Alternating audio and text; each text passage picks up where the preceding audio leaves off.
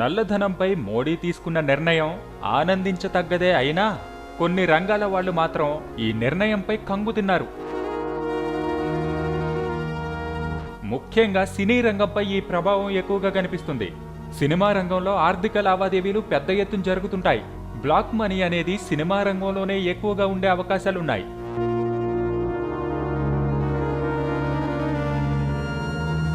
ఎందుకంటే హీరోలకి దర్శకులకు ఇచ్చే పారితోషికాలు భారీ ఎత్తునుంటాయి. అలాగే జూనియర్ ఆర్టిస్టులకు ఇచ్చే వేతనాలు 500, 1000 నోట్లలో ద్రవ్య మార్కాలు జరుగుతుంటాయి.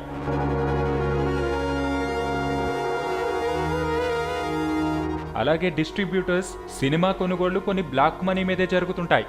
మోడీ తీసుకున్న నిర్ణయం వల్ల సినిమా షూటింగులు వాయిదా పడ్డాయి. అలాగే రిలీజ్ అవ్వాల్సిన సినిమాలు వాయిదా పడ్డాయి. పెద్ద నోట్లు చెల్లవు అని ప్రకటించి 24 గంటలు కూడా గడవక ముందే దేశంలో అనేక పరిణామాలు చోటు చేసుకుంటున్నాయి. కొన్ని చోట్ల అక్రమంగా సంపాదించిన బ్లాక్ మనీని ఏం చేయాలో తెలియక సీక్రెట్ గా డస్ట్బిన్స్ లో వేస్తున్న సంఘటనలు కూడా కనిపిస్తున్నాయి. ఇప్పుడే పరిస్థితిలా ఉంటే రేపొద్దున మార్పు కావాలి అనుకున్నప్పుడు తప్పదు, కొన్ని భరించాలి మరి.